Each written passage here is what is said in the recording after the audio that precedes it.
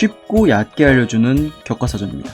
링 밖에서 지멋대로 해서 문제지만 링 위에서 지멋대로 우승 빼고 다 해본 악마의 재능 바다아리. 전성기에서 내려온 최근에서도 현 헤비급 입식 최강인 리코 베르호벤을 가장 위기에 몰아넣은 선수 중 한 명입니다. 그 와중에 약물로 인해 몸의 내구도가 떨어진 것인지는 모르겠으나 스스로 몸이 버티지 못하고 패배한 것일 뿐 마지막 경기 자체만을 놓고 봤을 땐 오히려 현 챔프인 리코 베르호벤을 압도하는 모양새였습니다. 하여 K1의 마지막 유산이자 마지막 슈퍼스타인 바다아리가 다시 부상에 제대로 복귀만 한다면 그때야말로 바다아리가 세계 최고의 자리에 올라서지 않을까 많은 이들이 기대했습니다. 어림도 없지 악마의 재능과 불법 약물이 함께한 몸은 더 이상 버티지 못했던 것일까. 결과적으로 최근 5경기에서 한 번의 약물 무효 처리를 제외 4번의 경기 모두 KO, TKO로 패배하였습니다. 바다아리가 연패가 없던 선수는 아니었습니다만 많아봐야 2연패가 전부일 정도로 3연패 이상은 그의 격투기 커리어 최초. 오늘은 바다아리의 그 최근 모습을 확인해보겠습니다. 우선 글로리 헤비급 챔피언전 2경기는 이미 영상으로 만들어놨기에 생략. 최근 패배한 2경기를 보시겠습니다.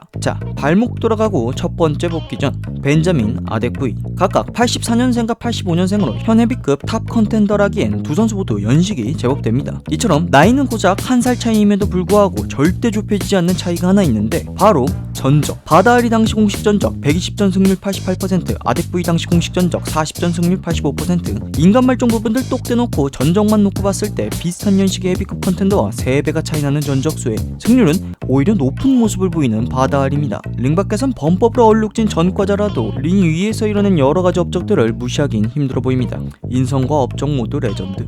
아무튼 시작부터 아덱부이를 이리저리 두드려보는 바다아리. 그러나 단단함이 느껴지는 아덱부이입니다. 최대한의 커버와 최소한의 카운터를 일관하는 모습이 어디선가 레미 부냐스키의 향수가 떠오르는 운영을 보여줍니다. 바다아리는 단단한 커버를 내리기 위해 열심히 바디를 두드리며 빌드업을 하고 있었지만 그럼에도 시몬스 침대 마냥 흔들림이 없는 아덱부이입니다. 전반적으로 속도와 테크닉은 바다아리의 우세, 파워는 아덱부이가 우위에 있는 모습. 이후 크로스 카운터 상황. 나이를 무색하게 하는 스피드로 아덱부이가 뒷손 한번 뻗을 때 투훅 2연타 카운터로 기세를 잡는 바다아리. 이어서 다시 투를 밀어넣었지만 이를 예상한 아덱부이의 훅 카운터. 바다아리는 전성기 때부터 발목 잡던 내구도가 문제를 일으키며 다리가 풀려버립니다. 그럼에도 잘 버텨내며 카운터를 노려보는 노련한 바다아리.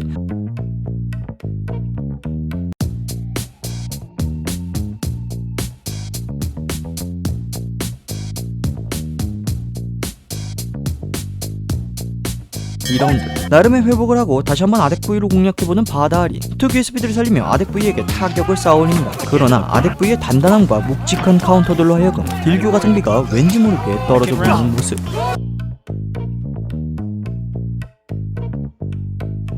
그러나 이때 2라운드 53초 클린치 상황. 바다아리의 진심을 꾹꾹 눌러 담은 흉흉한 고봉훅 연타에 우직한 아덱부이도 결국 다운되고 맙니다.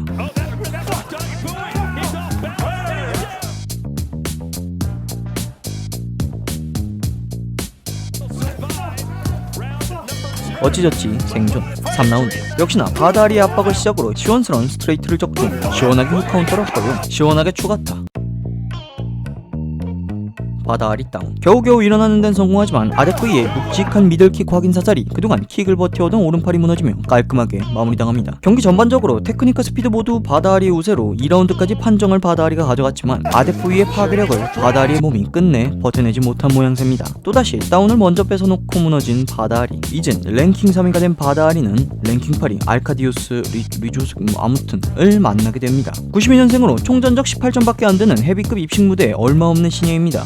바다아리는 더 이상 진다는 것은 있을 수 없고 알카디우스는 바다아리와 매칭한다는 것만으로 너무나 큰 기회인 셈. 역시나 먼저 압박을 거는 바다아리. 알카디우스는 커버를 바싹 올리며 인사이드로 마중. 기존 인사이드로우에 많이 흔들리던 바다아리의 약해진 킥 수비를 노리는 모양새입니다. 최근 여러가지 이유로 펀치 압박에 대한 의존도가 상당히 높아짐에 따라 인스텝을 밟고 펀치를 지르는 경우, 즉 복싱 스탠스로서의 접근이 로킥에 취약한 부분을 노리는 것입니다. 어찌보면 맥그리거가 로킥에 쉽게 흔들리는 이유와 비슷합니다. 하여 최근 대부분의 상대들이 비슷한 방법으로 바다아리를 상대했습니다. 이에 바다아리는 펀치로 압박을 시작하기보다는 킥, 니킥으로 셋업을 걸며 압박, 높은 커버와 인사이드 로우로 일가는 알카디우스를 상대로 수싸움의 영역을 넓히고 있습니다. 게다가 수비로 경기를 이긴다는 건 아무나 하는 게 아닙니다. 그저 바다아리의 펀치력을 의식한 채 커버만 바싹 올리게 되면 바다아리의 바디샷에 무너지기 마련.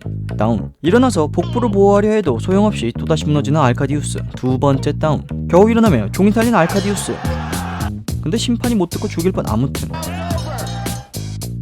2라운드 조금 더 많은 타격을 뻗으며 바다아리의 접근을 막는 알카디우스지만 어림도 없지. 피냄새를 맡은 바다아리 알카디우스의 복부를 제물 삼아 흉흉한 타격 러시로 세 번째 다운을 뺏어냅니다. 그러나 확실히 젊긴 한가 봅니다. 또다시 일어나는 데는 성공. 바다아리는 확실히 숨통을 끊기 위해 마지막 러시를 감행. 근데 본인이 마무리됩니다. 반박자 빠른 가벼운 앞바라이가 여유있는 바다아리의 빈틈을 뚫었고 그대로 일어나지 못하며 마지막 러시가 된 것. 대역전.